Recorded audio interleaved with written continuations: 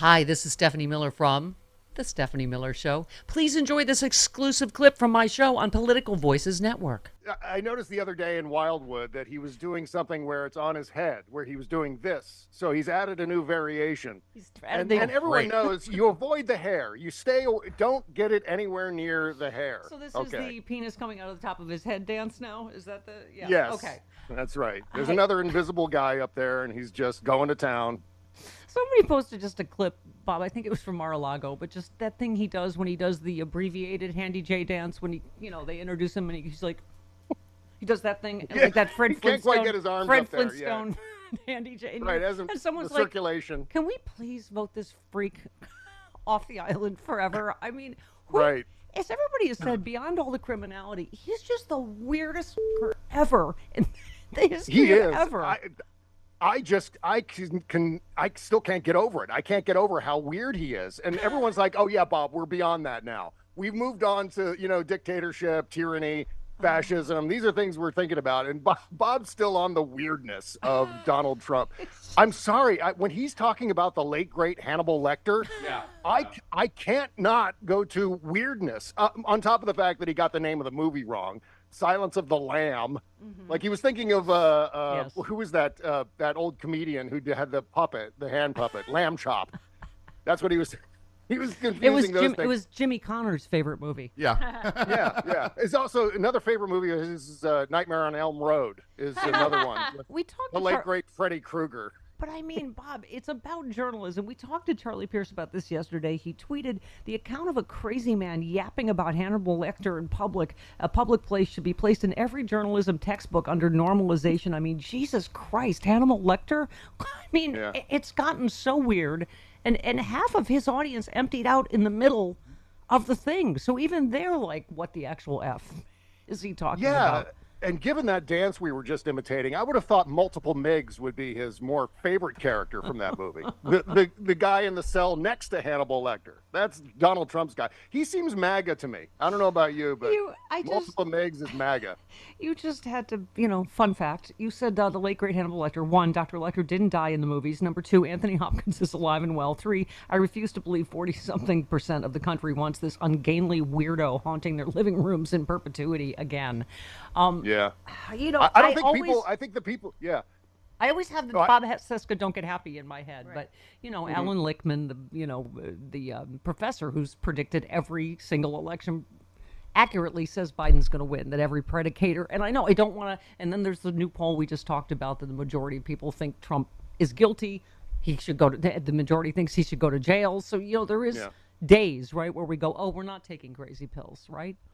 Oh, no. I think there are still quite a few people who are going to vote the right way in this election, and we should take heart in that.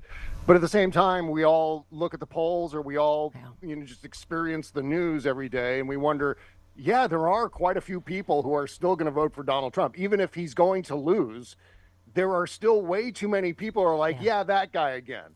Yeah. And then you realize, they don't remember COVID. Oh, they don't remember January 6th. They don't remember all the horrible things that happened before all of those events. That's it, Bob. And I wonder how many of us for a lot of us, COVID was traumatic. And we have PTSD, and so you understand it, but that's what you tweeted. You said only 4% said they remember COVID. This is the national amnesia that's leading us headfirst into fascism.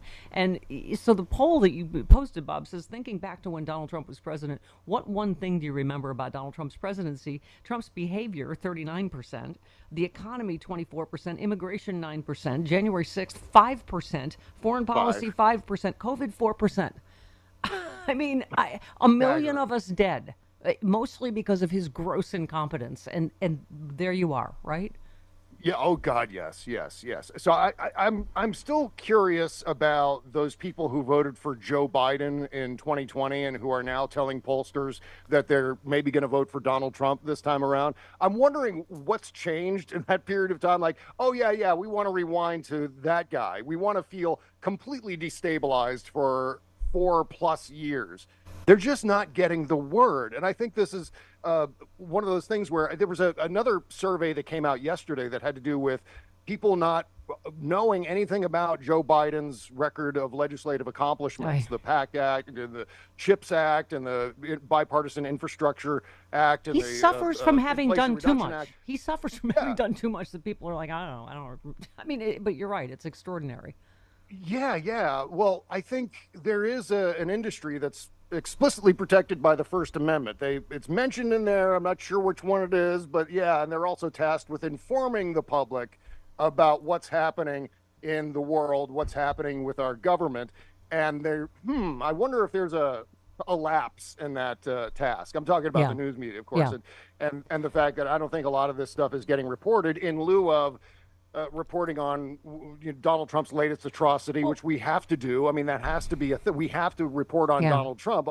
The unfortunate side of that is it takes up all that space. So I think I'm getting into Jody Hamilton territory. I'm just getting bored. It's boring. I don't know how much more I can take. It's But like you said, you retweeted, and again, mainstream media didn't really cover this. Was if you saw on Twitter or Threads a little bit, but Zach tweeted, Trump is speaking in Wildwood, but much of the crowd has left. It's cold. He's been speaking 90 minutes. The whole arena was full of people before he started. And you said even his most loyal fanboys can't deal with him for 90 minutes. But, you don't really see that in the mainstream media. Right. They care about Donald Trump insofar as he annoys people like you and me. But when they have to actually sit through all of the annoying things like the late, great Hannibal Lecter and just these weird tangents where he just reads from the prompter for a couple of seconds and then riffs on whatever the last thing was that he read on the prompter. Yeah. And then they just get tired and bored and they get cold. I mean, it was still kind of chilly. And so they're just starting to wander away from Yes, them. I find it hard to believe any human can endure that much repetition of the exact same 5 words. And also when you talk about first of all, it's either incomprehensible or it's lies. His entire you retweeted, Trump claims gas in California costs $7.21. The average price is about 5.3. You said the average price in South Jersey is 3.57. Not that it matters to the suckers or the fact that Trump was caught soliciting bribes from big oil. I mean, we went numb so long ago, right? It's like, okay, another quid pro quo. Okay, probably illegal, but okay, right? Yeah. His deals with the Saudis are notorious. I mean, asking them to cut production, oil production. Oh, he says it out loud.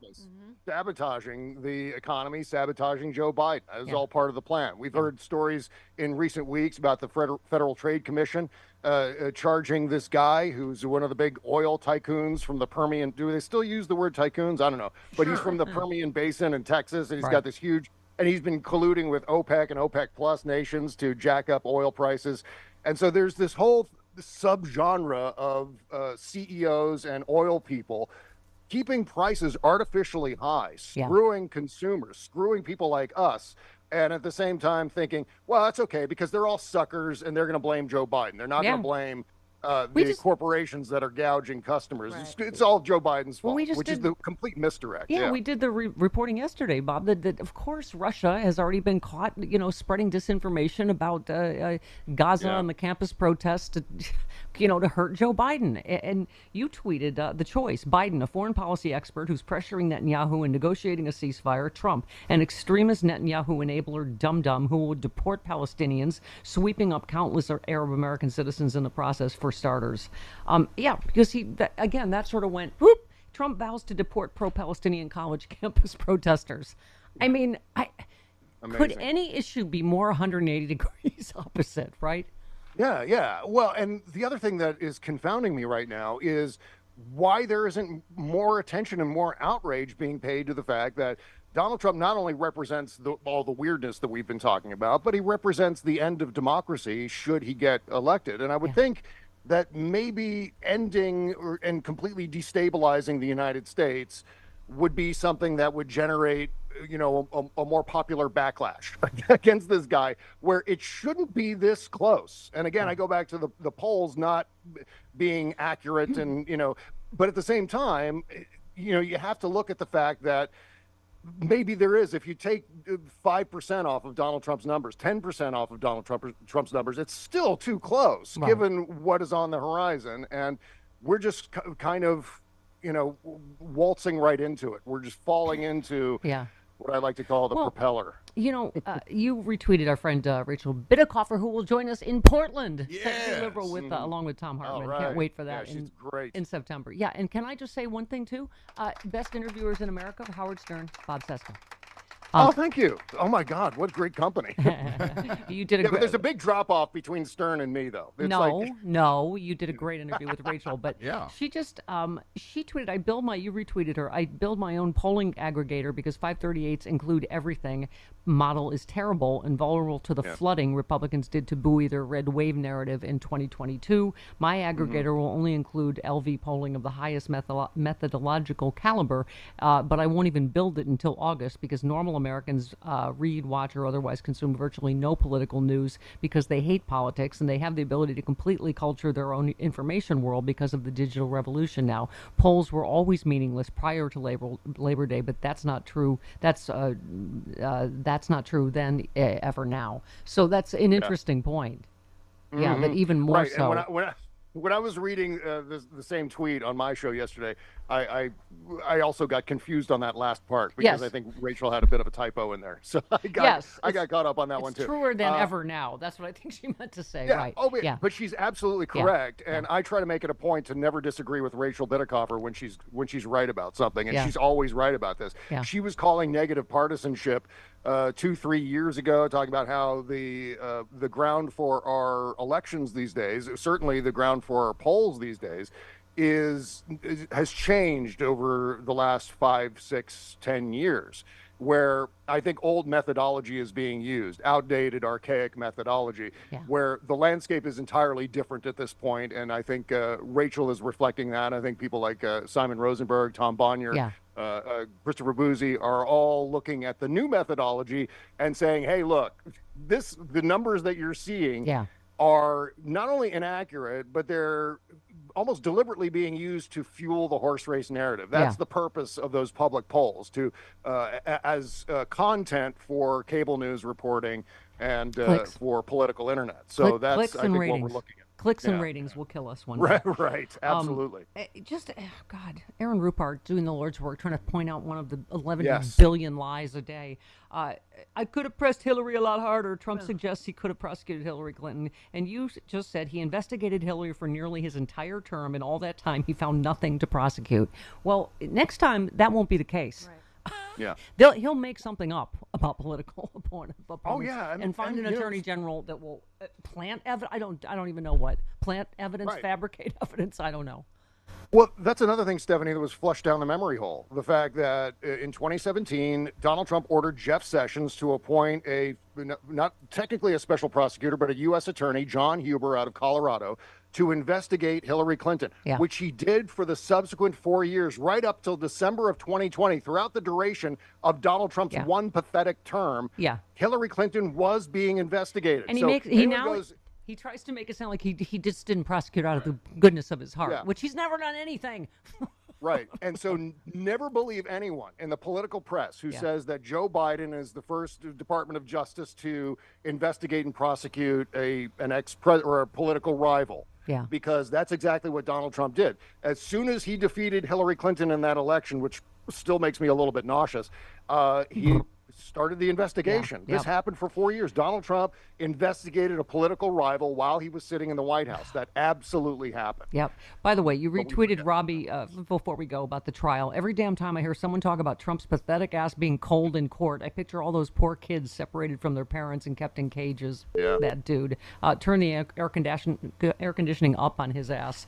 I mean, I was saying, Bob, when I opened the show, just this pathetic visual of this Republican Party all standing there dressed identical in red ties, doing the exact same talking points that Trump does to violate the gag order, will represent just our low in American history.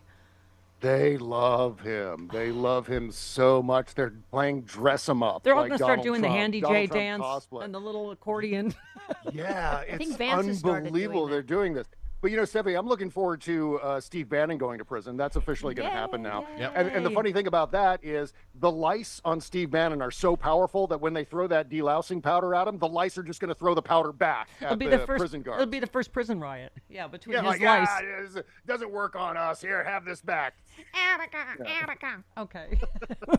Did you just impersonate one of That Steve was Bannon's Steve Bannon's lice? lice yelling Attica. I did. That was funny. I'm workshopping that voice now. I wrote Steve that. Bannon's lice. Yeah, that's Wow. your character. Oh, you need to animate that.